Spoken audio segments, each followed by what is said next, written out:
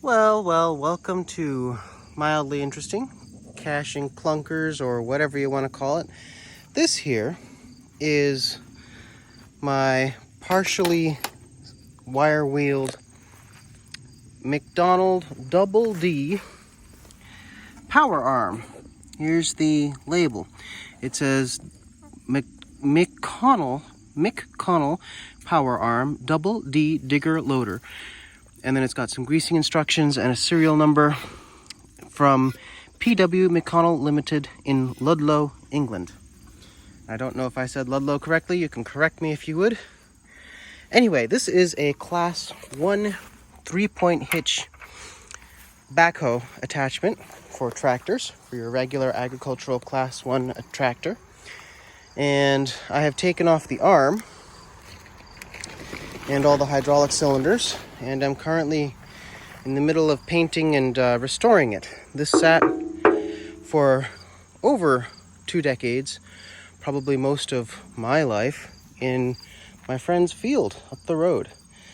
And so I have purchased it from him for the generous price of scrap and am rebuilding it to put it onto my tractor. This label goes here, and it says McConnell Power Arm, arm head number 12D, and then some instructions on greasing and a serial number, also from Ludlow, England. So this is a very interesting piece of machinery, and I have intended to make regular YouTube videos about it, but the truth is, when I finally get around to doing something on it, I forget to take a video, or I don't want to take a video because that takes more time. So I really don't know how all of those YouTubers get anything done while they're busy taking videos.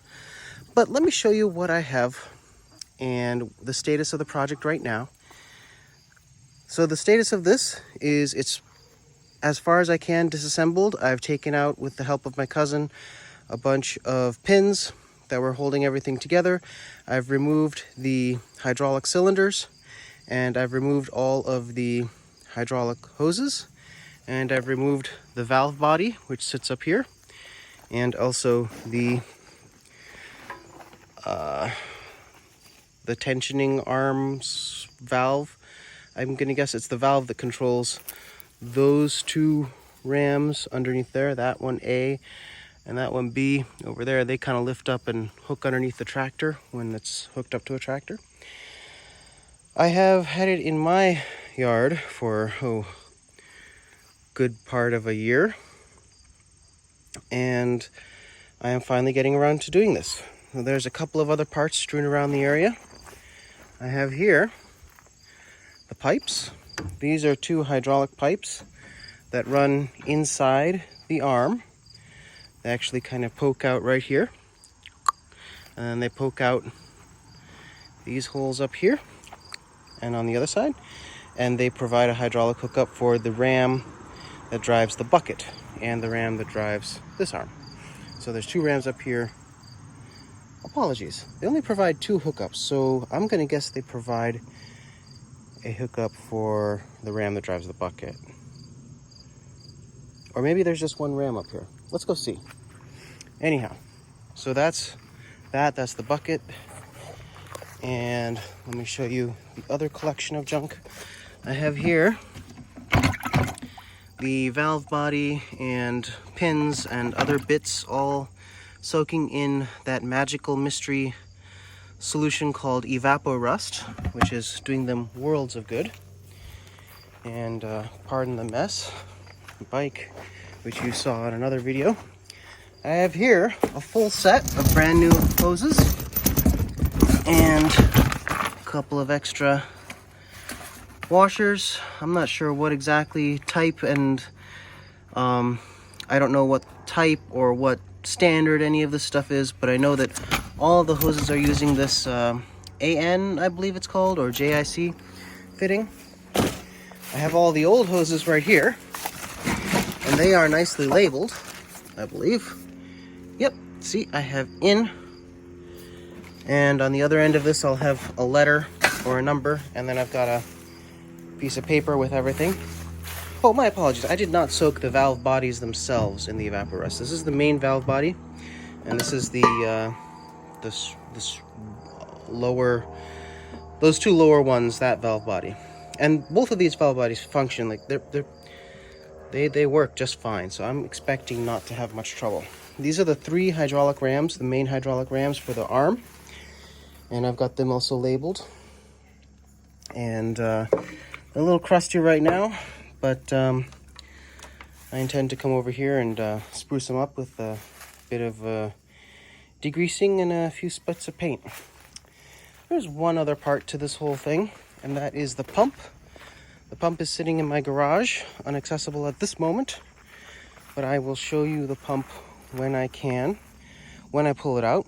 But the pump basically connects to the filter element and pumps hydraulic oil from the reservoir and pressurizes it for everything. And the pump sits about here and mounts onto the tractor PTO. Pretty cool little setup. So the pump mounts on there. It's got some hoses. This hose is just here to cap that off while I was pressure washing. But yeah, the pump sits there and pressurizes this whole hydraulic system off the PTO. This is all class 1, so it should work just fine for my tractor. That's my tractor over there, which has a class 2 hitch. And that's the whole project as it stands. So I'm going to continue this project, this portion of it, which is de-rusting as much as I can reach.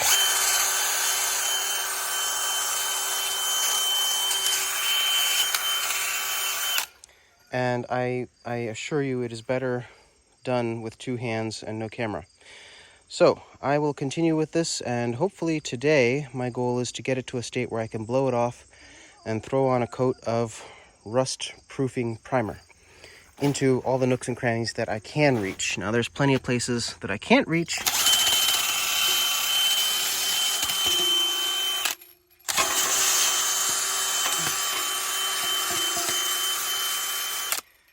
But I will be able to reach once I put it together. So I'm going to try and get everywhere that I can reach for now, and then once this major portion has been primed and painted as far as possible, I shall then start to reassemble and put it onto my tractor.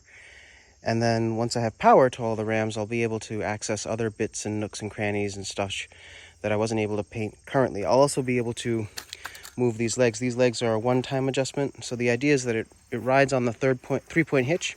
The tractor sits about here. The tractor connects one arm here, corresponding point there, and then it has a linkage here, a top linkage. So the tractor's 3-point hitch can lift this up and down and set it down on the ground. Once this is set down on the ground, these, with the valve on the side there, these will fold up and push lift the tractor up off the ground and basically take the tractor's weight onto this thing. And so the linkage will stabilize the whole thing, but this will bear its own weight when it's operating. And what I do is I need to set these feet to the right height so that I can lift it up, move it around with the tractor, put it down, and they're at the right height.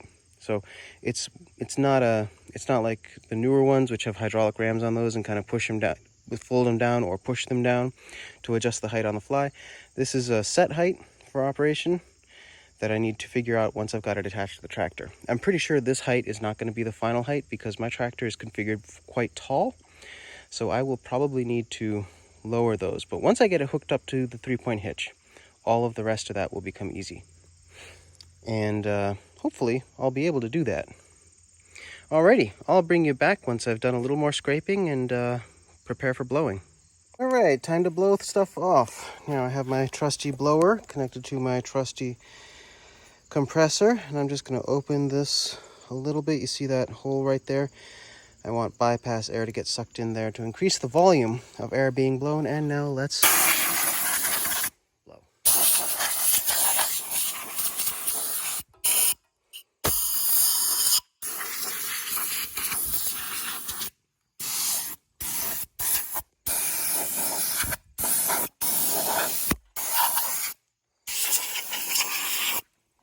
Well, now I'm sure this is fascinating and sounds great, but I'm going to turn off the camera so I can get this done, and I'll bring you back once it's done. It's not going to look very much different, but I assure you it will be much cleaner.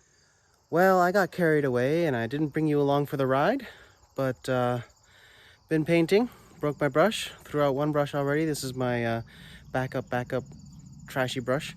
But yeah, I'm just putting the primer on, and it's a brush-on primer. This is a rust-proofing brush-on primer, which I found in the basement, but it seems to do a really good job, and I cut it with a little bit of turpentine to make it spread a little bit farther.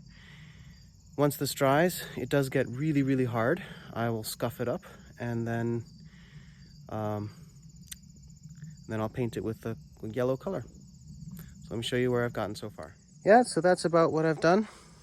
I've got the inside of the channel and generously painted around there.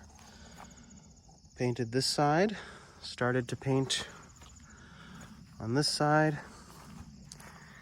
And basically the steps to get this far were scrubbing with the wire wheel to get the loose rust off, blowing it down. I did wipe everything down with a acetone soaked rag, and now I'm putting the paint on. So I'll bring you back when I've got more progress. Well, didn't quite beat the sunlight, but I did get more primer slapped on there than I thought I would. Guess I'm gonna have to show you tomorrow. But first, shh, listen.